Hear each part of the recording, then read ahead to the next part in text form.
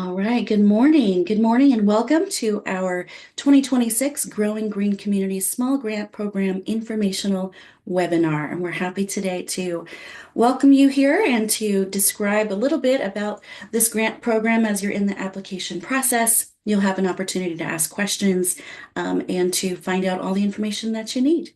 So I'm Victoria Vasquez. I'm your Grants and Public Policy Manager here for California ReLeaf, and we're joined today by Alex Bink, who is our Tree Inventory Program Manager.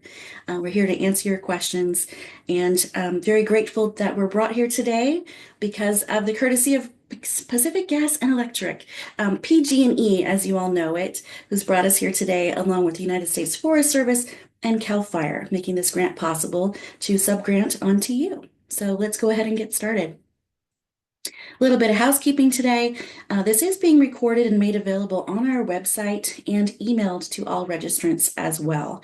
We'll have a question and answer session at the end with time to ask questions. You can also use the chat or raise your hand feature, and Alex will call on you to answer your question.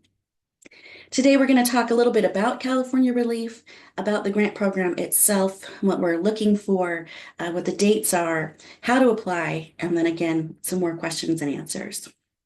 And so a little bit about California ReLeaf. We are an umbrella network. So we are a nonprofit. We are a 501c3. And within this nonprofit, we have several programs.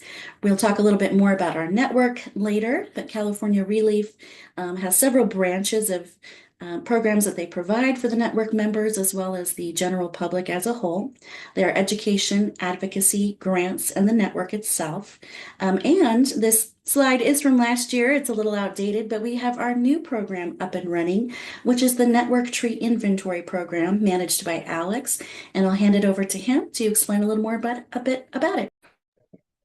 Yeah, so the Network Tree Inventory Program is basically a grant that we got to offer what's basically professionally developed app that arborists use to track information about trees. And that's available for free to all network members, so that if you have any trees that you're planting, or even information you want to track about trees you're taking care of or just observing, you can put that into the system, and it's all nice and organized visually on a map. You can put photos in there. So a lot of people use like a spreadsheet or something like that, but this is going to be way more powerful and useful to you. And then we also provide, a lot of free training and other resources to help you use that. So I would highly encourage anyone who is interested in this to join the network and contact me so I can get you set up on there. And that especially includes our grantees, which we would love if you track the trees from this grant in that program. Thanks. Perfect, Alex. Thanks so much. It is such a useful tool, and I hope that you all take advantage and make sure that you're using it. The network itself has over 85 nonprofits across the state of California, nonprofits, community groups, working together to green cities from San Diego to Eureka. We are looking for you. If you're not currently a part of our network, you can learn more about how to join by going to californiarelief.org/network. There are small nominal yearly fees, and with that, you get access to special learn over lunches. We have a retreat that we hold, and there are several different benefits to being a member. One of them is access to our listserv to share information across the network with your peers who are greening cities just like you are. All right. And this year, our partnership with Pacific Gas and Electric Company is a long-running relationship that we have. We're very happy to continue this grant program again this year. Over the years, since 2017, they have funded over $255,000 for community tree planting grants. You can read a lot about these grants on our website, listen to other people's projects, read our report about those, find some great stories about how those projects were developed on our website. So we encourage you to research this long-standing relationship on our website and find out how you can get involved as well. To talk about the program in particular, this year we have $60,000 in grant funding to share with you. So this is going to be look like about 13 to 20 projects maybe less, we encourage you to apply for up to $5,000 for your project.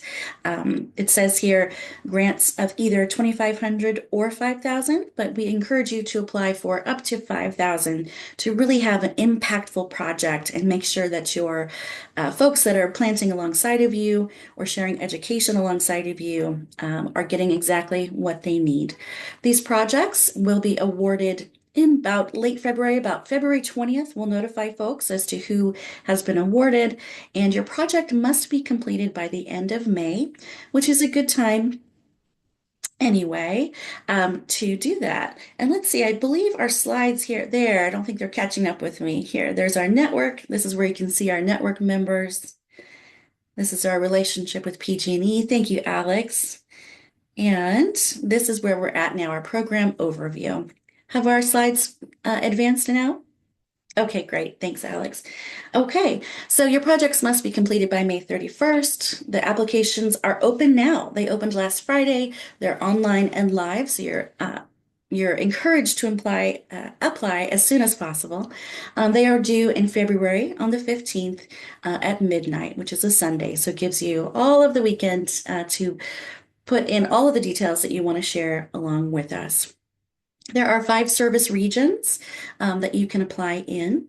The eligible applicants here are CBOs, community groups. If you are not a 501c3, that's okay. You can still apply.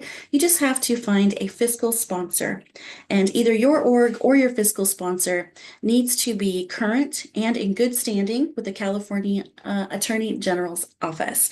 And there's a way to check that we will share with you in the application so that you can make sure that your nonprofit is in good standing. You must file every year with that office to keep yourself current. If you do find that your nonprofit is not in good standing, again, we can help you to find a fiscal sponsor and to make sure that they're in good standing as well. And this is one of my favorite photos that we like to share with our subgrantees here. I can tell in this photo that this is a neighborhood that might be suffering some neglect and has some tree needs. I can tell by the graffiti. I don't know if you can see that graffiti up there on that overpass, but I can tell by the disrepair of these planting beds, right? These seem to be a little neglected. They have some weeds growing in them. And so this particular grantee has a water truck, which is a really cool thing that you can partner with other folks to find if you don't have one. It has a happy and well dressed volunteer here. And when I say well dressed, I'm talking about protective gear, right? We have a bright orange shirt, which is very helpful when you're out working along the streets.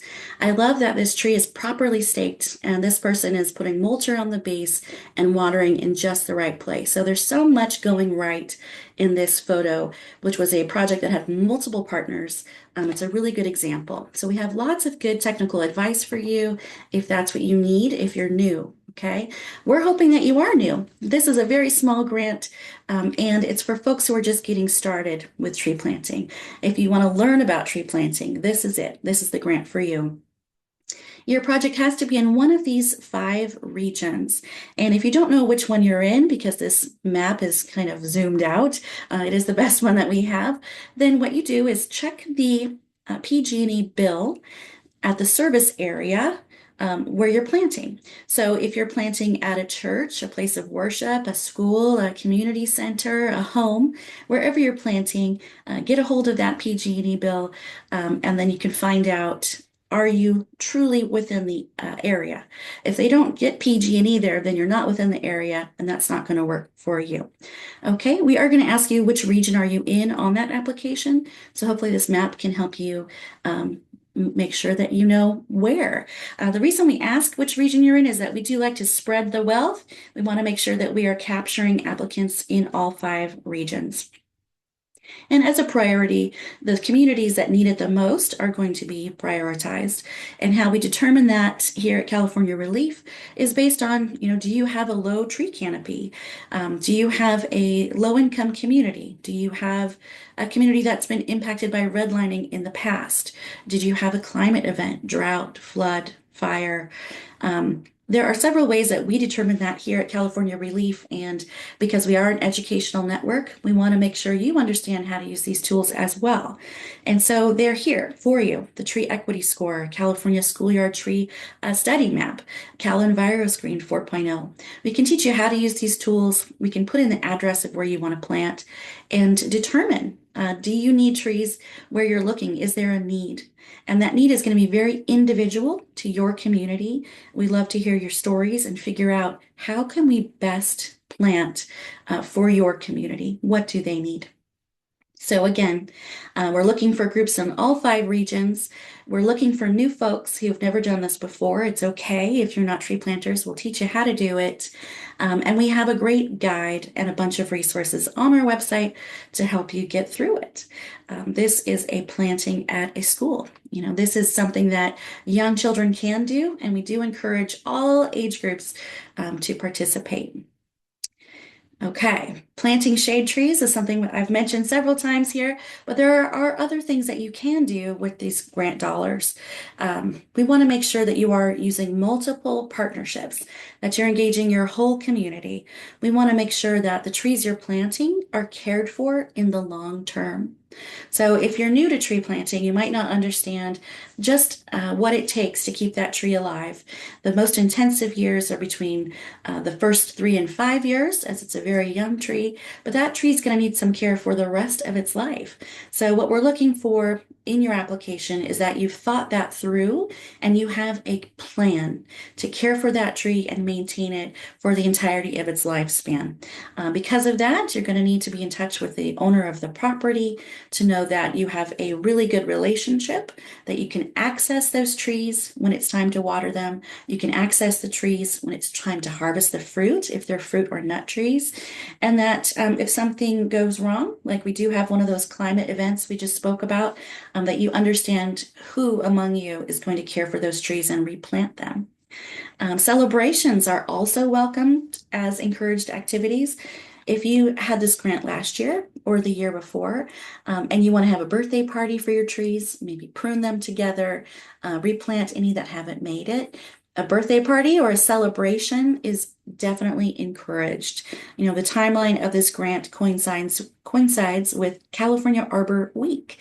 So you have an opportunity to plant during Earth Day, to plant during Arbor Week, and to have educational components of tree planting taught to your volunteers. There are some things here that you cannot do. These are the ineligible activities. You cannot give away trees and not know where they're going to be planted. You cannot plant trees in planter boxes like this tree here.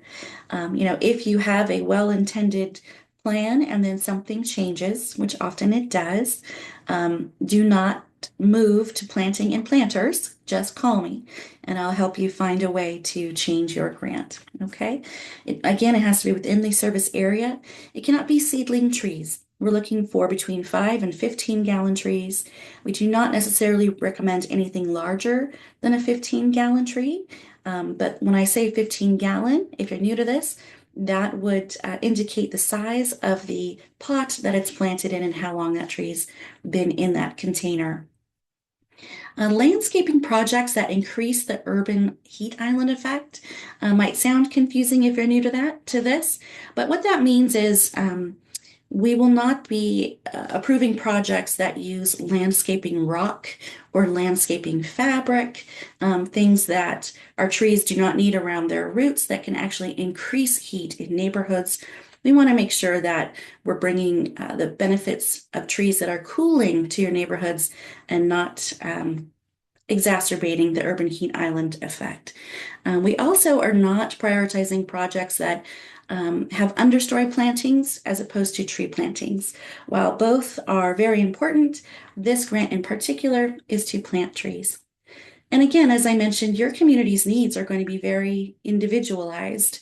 This picture is at I live in Sacramento. That's where I'm coming to you from today, and took this picture at one of Sacramento's oldest Catholic churches. It has a very, very old building and gorgeous, very old trees.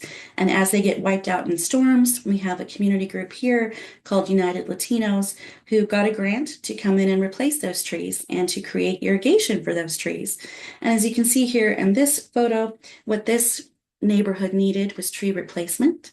And they're using a tool here, which is a green well, to help keep the mulch and the water inside that tree ring as this is professionally landscaped. Right? So, depending on where you're planting, your needs might be different. Maybe there isn't a professional landscaper where you're planting, and you don't have to protect a tree from something like a weed whacker or a large ride-on lawnmower. But if there is, we're here to help you find out what that's going to be. Maybe the needs in your neighborhood are food access. And if so, you want to plant fruit and nut trees that can be accessed by the community. That's a great reason to apply for this grant. Maybe the place that you want to plant has a lot of air pollution. Maybe it's along a very busy roadway that has large trucks along it. We can help you find tree species and large trees that are sequestering a higher amount of carbon for your neighborhood to help to mitigate asthma, right? To help mitigate a lot of different pollutants that are in the air that you're breathing in your neighborhood. And maybe you're just looking for a gathering place. Maybe the place that you gather, like your park or your community center, needs more trees. And maybe your community is looking to commemorate someone. You can plant memorial trees with this grant or create a space where you can come together and commune. I think that's a wonderful use of this grant. So there's lots of different reasons that you might want to plant, and we can't wait to read your story in your application. Planning ahead is very important. As I mentioned before, you're going to want to have a tree care plan. You're also going to want to make sure that you're planting in the appropriate space. And what I mean by that, as you can see in this photo, this is a very narrow planting strip along the street between the sidewalk and the street. So you want to make sure that you're planting the right size tree within this space so that you're not breaking concrete, so that you're not hitting overhead utility. It's a very important part of planting, is making sure that you're in the right place for your space. So that's something we're going to look at very closely as we score your applications. Community partners are always important because the more people in your community who understand the value and the benefits that those trees are bringing them, the more eyes you're going to have on those trees.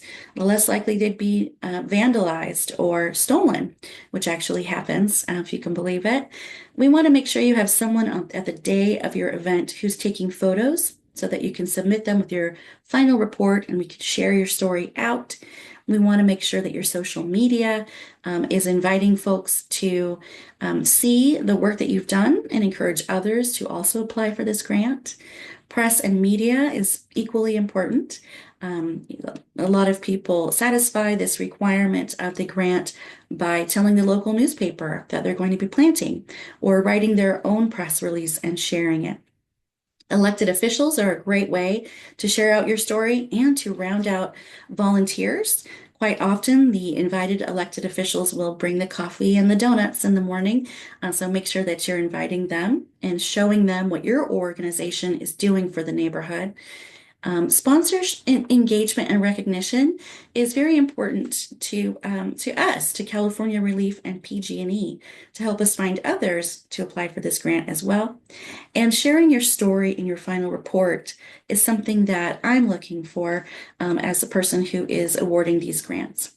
I want to be able to read your final report and understand what was your community need, how did it come together, and what was something interesting that happened that day. A very popular way to do that is to share a quote from one of your tree planters or a student or an elected official about the experience they had that day. The key dates for this grant, again, it's open now. The application window has been opened. It will close at midnight on February 15th. The awardee notifications, meaning I'm going to be emailing you or calling you to let you know if you have been awarded and if you have not. February 20th. And after that date, once everyone has signed a contract and agreed to accept their award, we'll have an orientation much like this one on Zoom. That date has yet to be determined and will be based on your eligibility. The project period, again, these have to be completed by May 31st. This is very important. If your work is not completed by May 31st, you will not receive the full amount of the award. The final reports are due on June 12th, so you have a good buffer there, a good month to collect your photos and your quotes and to fill out your final report. So the way that you get paid for this grant is half upfront and half later.